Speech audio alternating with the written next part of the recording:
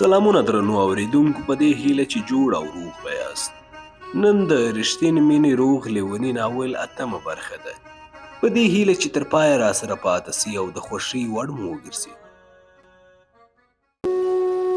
ما ورته وویل باید په دې حساب 2 میاشتې سبق ووایو او بیا ټول کال خوشي تیر کړو. کریم کاکا راته وویل د شورا وخت څخه چې راسو بیا نو په ناور کې یو، هلته هم یو څو شپې تیروو. ما وویل زه نو بس تاسو د لمانځه ملا یم. کریم کاکا وویل دا نو ته لږ شی بولې. ما ورته وویل دا خو ډیره ښه دنده ده، مګر زه بل شي ته روزل سوی یم. داسې خلک چې صرف د لمانځه امام سي ډیر پیدا کیږي. 1-2 تورې خو د هر چا زده وي. کریم کاکا وویل یا داسې نه ده، هر څوک ملا کېدی نه سي. تا ته خدای هر څه در زده کړي دي، نو ځکه ملایي درته اسانه ښکاري. کاشکې زما دونه زده وای چې مسلمانانو ته مې لمونځ ورکړی وای. په دې امامت کې څنګه چې زموږ پخواني ملایانو ویلي ډېرې اخروي ګټې پرتې دي، بختور به امامت کوي. ما وویل دا خو رښتیا ده چې امامت ثواب لري، مګر که د چا داسې نور څه زده وي چې هغه د مسلمانانو په درد وخوري او چاته یې ورونه ښیي، دا بیا ډېره لویه ګناه ده. او زما ډېر څه زده دي، که زه هغه چاته ورونه ښیم او صرف په یوه امامت پوښتنه وکړم، څونه چې په امامت کې ثواب ګڼم هغونه 10 ځله ګناه ګټم.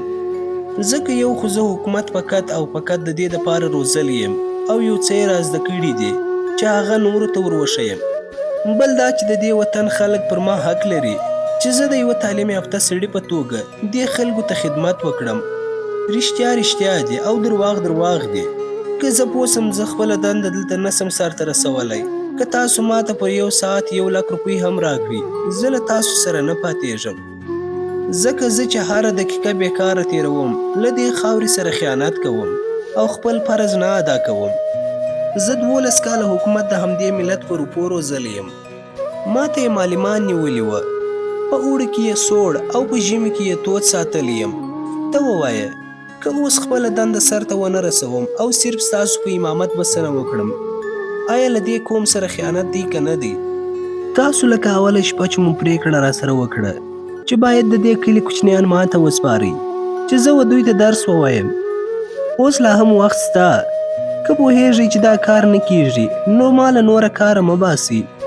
زه په ډېره خوشحالي ځم. ګلالۍ وویل زه هم سبق وایم، هم د اوښانو کار او هم اوبه راوړلی سم، دی مه خفه کوه.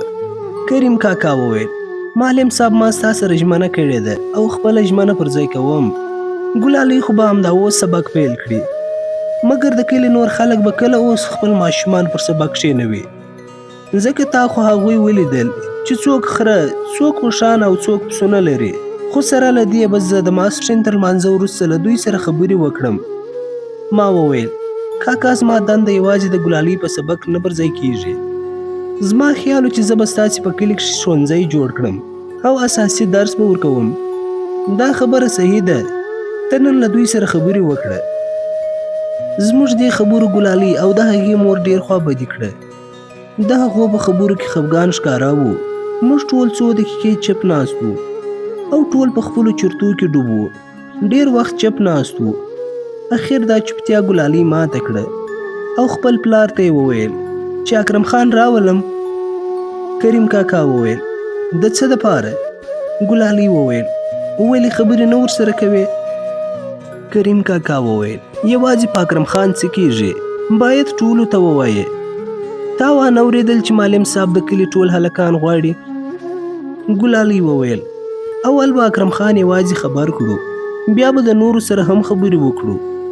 اکرم خان یو څه په ژبه پوه سړی دی او ګلالۍ نور څه هم ویل غوښتل، خو مور یې وویل هغه دې ټول راغلل، اکرم خان او ملګري یې راغلل. کریم کاکا ګلالۍ ته وویل په بدنیو کې اوبه شته چې اودس وکړو. ګلالۍ اوبه تیارې کړې. ما او کریم کاکا اودسونه تازه کړل او راغلو. پټوان وغوړېدل، منځونه مو وکړل. تر لمانځه وروسته کریم کاکا وویل اکرم خان راسه چې کښېنو، د معلم صاحب د ښوونځي خبره به خلاصه کړو. اکرم خان او ملګري یې کښېنستل. ما وویل تاسې خپلې خبرې وکړئ، زه به یو څه قدم ووهم، زما به یو څه پښې خلاصې سي او تاسې به خپلې خبرې وکړئ. مګر دونه باید ووایم چې هغه څه چې زه غواړم بغیر د دې چې زما وجداني دنده پر ځای کیږي ما ته بله ګټه نه لري. هر څه ګټه چې لري هغه ستاسو ده. ما دا خبرې وکړې او لاړم. څه ناڅه یو ساعت دوی په خپلو خبرو بوخت وه او ما له لرې ورته کتل. خبرې خو مې نه اورېدلې مګر د دوی حرکات مې له لرې لیدل او حرکاتو یې داسې ښکاره کول چې تر نورو ډېرې ګلالۍ خبرې کوي. یو ساعت وروسته د دوی جرګه خلاصه سوه. نور ټول خلک خپلو کورو ته ولاړل. ما دا محسوسه کړه چې خلکو د ښوونځي جوړول ونه منل. البته بیا زما عقل او زړه په جګړه کې سول. په اخر کې لکه چې عقل پر زړه غالب سو او دا پریکړه مې وکړه که دوی حاضر نه سول چې خپل بچیان ما ته راوسپاري زه به همدا اوس او یا سبا بیرته ځم. هو زه پر ګلالۍ حقیقي مین یم او ګلالۍ ما ته د دنیا تر هر څه ګرانه ده. مګر څونه چې ګلالۍ پر ما ګرانه وه هغونه مې له دندې سره مینه درلوده. دا پریکړه مې ډېره غوڅه وه. تر پریکړې وروسته ورو ورو د کږدۍ خواته رهي سوم. چې کږدۍ ته ورسېدم ګلالۍ خو بې له دې چې زه یې مخ وګورم په یوه غیر طبیعي حالت له ځایه پاڅېده. د کږدۍ شاته ولاړه او کریم کاکا ډېر خواشینی ناست و. ما سلام ور واچاوی او کښېنستم. څو دقیقې ټول غلي وه خو اخر کریم کاکا د یوه سړه اسویلي سره داسې وویل معلم صاحب دوی خو حاضر نه سول چې په روانو کډو کې په خپلو زامنو سبق ووایي. زه تا ته د خدای روی نیسم موږ مه پرېږده. ما وویل کاکا ته باور وکړه چې زه هم له تاسو څخه ځم ډېر خفه کېږم مګر څه وکړم زه بیخي بېکاره ژوند نسم کولی. که زه پاته سم تاسې دا په باور سره ومنئ چې حتما ناروغه کېږم او ستاسو دپاره د ډېر تکلیف سبب ګرځم. پروا نه لري. ښه سوه که نور څه ونه سول زه خو له تاسو سره اشنا سوم. انشاءالله وروسته تر دې به د ډېرو خوږو دوستانو په څېر یو له بله سره اړیکې ساتو. ستاسې څخه هیله کوم چې په دې باره کې نور ماته ټینګ نسي ځکه زما پاتې کېدل ناممکن کار دی. کریم کاکا او ماینه یې غلې ناست وه. ګلالۍ نه ښکارېده. زه هم غلی ناست وم. په زړه کښې مې اور بل و. بالاخره ما په ډېره نرمه لهجه وویل کاکا اجازه راکړئ چې زه خپل باکس او بستره سړک ته ورسوم او هلته د موټر د راتلو انتظار وکاږم. زما به دغه ورځې او شپې چې ډېرې خوشحاله راباندې تېرې سوې هېڅکله هم هېرې نه سي او د ژوند تر وروستۍ سلګۍ پورې به دغه زما ډېره خوږه خاطره وي. کریم کاکا وویل ښه چې بیخي نه پاتېږې یو دوې ورځې خو راسره پاته سه موږ به هم 2 ورځې مزل نه کوو. ما وویل ډېره ښه ده خو تاسو ځان له مزله مه باسئ زه به دا 2 ورځې نور مزل هم در سره وکړم.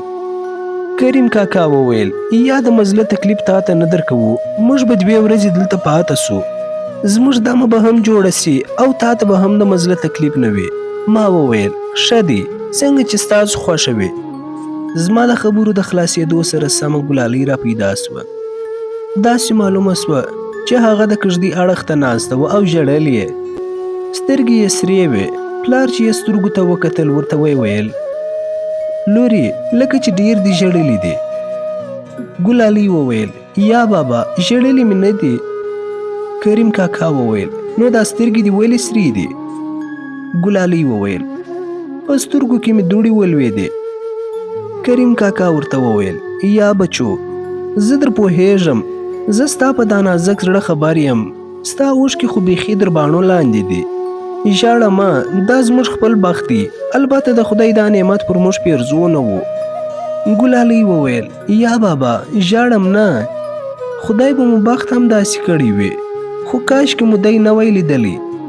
ما وویل بیبي زه ډېر مجبوره یم او که نه ته ووایه د داسې مهربانه خلکو څخه څوک څنګه جلا کېدی سي. زه په خپله دې تک ته دونه خفه یم چې یقینا تاسو د هغه په نیمایه هم نه یاست خفه. خو ډېر ښه کار وسو ځکه د دوستانو پیدا کول ډېر ستونزمن کار دی. دا لیدل خو زما ستاسې په شان د یوې درنې او مهربانې کورنۍ سره شناخت پیدا سو. دا دی د خیره سره به 3-4 میاشتې وروسته بیرته راوګرځئ که ژوند مو بیا به سره وګورو. ګوندې تر هغو ستاسو کلیوال د ښوونځي د جوړېدو سره جوړ سي. بیا چې له هغې خوا راغلاست زه به در سره ولاړ سم. ګلالۍ یو سوړ اسویلی وکښي او په داسې حال کې چې له ځانه سره یو څه ویل له ځایه ولاړه سوه او د کږدۍ شاته ولاړه.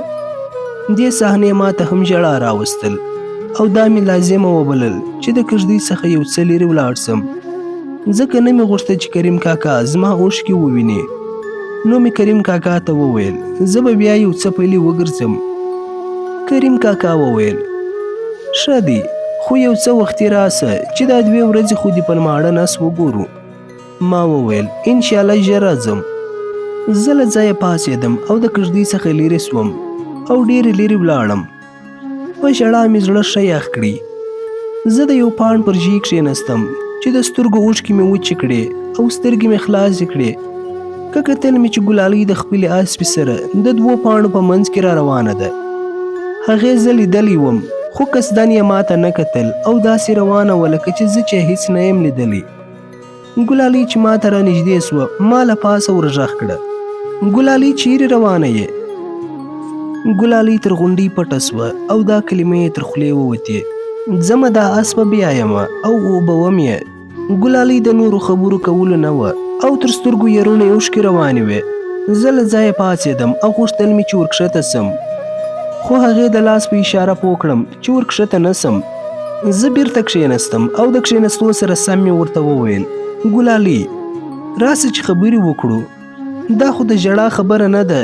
ګلالۍ د پوړنې په څاک خپلې اوښکې پاکې کړې. اول یې ماته نیغ وکتل او بیا یې وویل ته له خدایه نه ویرېږې چې موږ پرېږدې او ته ځې؟ ما وویل زما د ښوونځي د نامه سره مینه نسته، بلکې زما مینه د هغو خلکو سره وي چې په ښوونځي کې سبق وایي، بلکې زما مینه په اصل کې له خپل مسلک سره ده.